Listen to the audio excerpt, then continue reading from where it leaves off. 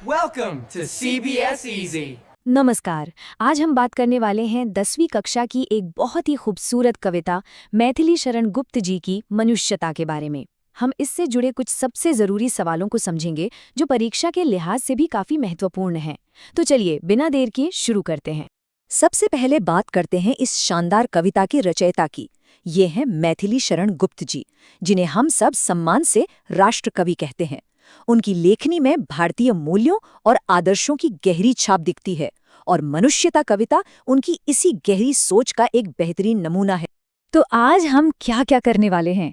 देखिए, सबसे पहले हम एक बड़े यानी दीर्घ उत्तरीय प्रश्न को समझेंगे, फिर कुछ छोटे प्रश्नों से कविता की बारीकियों को जानेंगे, इसके बाद कुछ बहुत छोटे सवालों से अपनी समझ को और पक्का करेंगे और आखिर में कविता के मुख्य संदेश का एक क्विक रिकैप करेंगे। तो चलिए शुरू करते हैं सबसे अहम हिस्से से। ये वो सवाल है जो इस कविता की आत्मा है और अक्सर 5 अंकों के लिए पूछा जाता है। इसे समझ लिया तो मान लीजिए कविता का पूरा सार समझ आ गया। सवाल बिल्कुल सीधा है।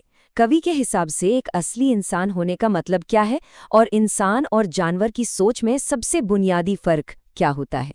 चलिए इसके जवाब को हम एक एक करके टुकड़ों में समझते हैं। तो पहला और शायद सबसे बड़ा गुण है परोपकार और त्याग।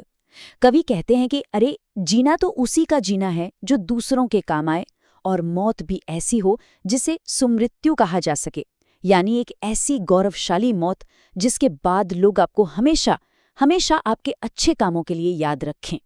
दूसरा जो पॉइंट है वो है सहानुभूति, जिसे कवि महाविभूति कहते हैं, मतलब सबसे बड़ी दौलत। समझिए, पैसा रुपया सोना चांदी नहीं, बल्कि दूसरों का दर्द महसूस करने की जो ताकत है ना, वही इंसान की असली पूंजी है। ऐसे उदार व्यक्ति का तो खुद ज्ञान की देवी सरस्वती गुणगान करती हैं और ये धरती भी हमेशा उनकी आभारी रहती है। अगला गुण है एकता का भाव। सच्चा इंसान पता है कौन है?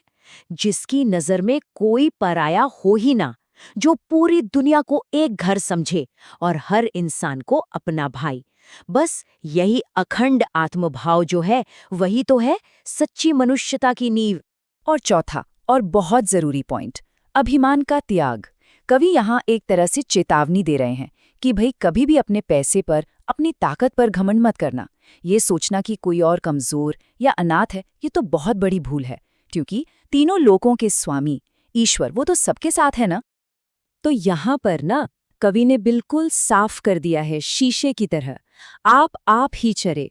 मतलब सिर्फ अपने लिए सोचना, अपना पेट भरना, ये तो पशु प्रवृत्ति है, जानवर की पहचान है। असली मनुष्यता तो तब शुरू होती है जब इंसान इस मैं और मेरे से ऊपर उठकर दूसरों के लिए जीना सीखता है। तो ये था हमारा लॉन्ग आंसर क्वेश्चन। अब आगे बढ़ते हैं कुछ शॉर्ट आंसर क्वेश्चंस की तरफ, जो कविता के कुछ खास पॉइंट्स को और भी क्लियर करेंगे। ये एक बहुत ही अच्छा सवाल है। सबने सोचा होगा कि कवि ने दधीची, कर्ण और रंतिदेव जैसे लोगों के ही उदाहरण क्यों दिए हैं। आखिर क्यों?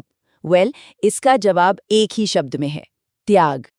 देखिए जरा इन महान लोगों के त्याग को। राजा रंतिदेव खुद भूखे थे, पर अपनी थाली का खाना भी दान कर दिया। सोचिए, दधीची ने तो देवताओं के लिए अपनी हड्डियां तक दे दी, और कर्ण, उन्होंने तो अपना सुरक्षा कवच ही उतार कर दे दिया, ये जानते हुए भी कि इससे उनकी जान जा सकती है। तो इन उदाहरणों से कवि यही कहना चाहते हैं कि ये जो शरीर है ना, ये नश्वर है, इसका मोह करके क्या फायदा, असली काम तो परोपकार है। अब आते हैं कविता की सबसे शक्तिशाली पंक्तियों में से एक पर। क्या मतलब है इसका? सहानुभूति चाहिए, महाविभूति है यही। इसका सीधा सा मतलब है कि करुणा, दया, यही इंसान की सबसे बड़ी संपत्ति है, असली खजाना है। चलिए इसे थोड़ा और गहराई में जाकर समझते हैं। पता है, कवि कहते हैं कि सहानुभूति में इतनी शक्ति है कि पूरी दुनिया आपके वश में हो सकती है। इसके लिए वो महात्मा बुद्ध का उदाहरण देते हैं। उनकी करुणा, उनके प्रेम के आगे बड़े से बड़े विरोधी भी झुक गए थे। सच में करुणा एक ऐसी ताकत है जो पत्थर दिल को भी पिघला सकती है। तो चलिए अब वक्त है एक क्विक रैपिड फायर राउंड का। कुछ छोटे छोटे सवाल ताकि सारे जरूरी पॉइंट्स बिल्कुल पक्के हो जाएं। पहला सवाल, कवि ने सुमृत्यु किसे कहा है? सुमृत्यु मतलब ऐसी मौत जो दूसरों की भलाई करते हुए आए और जिसके बाद दुनिया आपको गर्व से, सम्मान से याद करें। अगला सवाल, कवि जब कहते हैं अनाथ कौन है यहाँ, तो इसका क्या मतलब है? इसका मतलब ये है कि इस दुनिया में कोई भी अकेला या बेसहारा नहीं है, क्योंकि सबके रक्षक तो वो दीनबंधु ईश्वर खुद हैं। और आखिरी सवाल इस राउंड का, मनुष्य मात्र बंधु है, इस पंक्ति का क्या संदेश है? संदेश ये है कि हम सब इंसान एक ही ईश्वर की संतान हैं। हो सकता है हमारे कामकाज, हमारे तरीके अलग हों, पर अंदर से, आत्मा से हम सब एक हैं, एक ही परिवार का हिस्सा। तो हमने सभी जरूरी प्रश्नों को कवर कर लिया है। चलिए अब फटाफट इस पूरी कविता के मुख्य संदेश को एक बार रिकैप कर लेते हैं। तो इस पूरी चर्चा से क्या बात निकल कर आती है? यही कि सच्ची मनुष्यता के 4 मुख्य स्तंभ हैं: निस्वार्थ भाव, सहानुभूति, एकता और विनम्रता। और अंत में एक सवाल सबके लिए कि आज की दुनिया में अगर हमें आपसी भाईचारा बढ़ाना है तो इन चारों में से कौन सा गुण सबसे जरूरी है?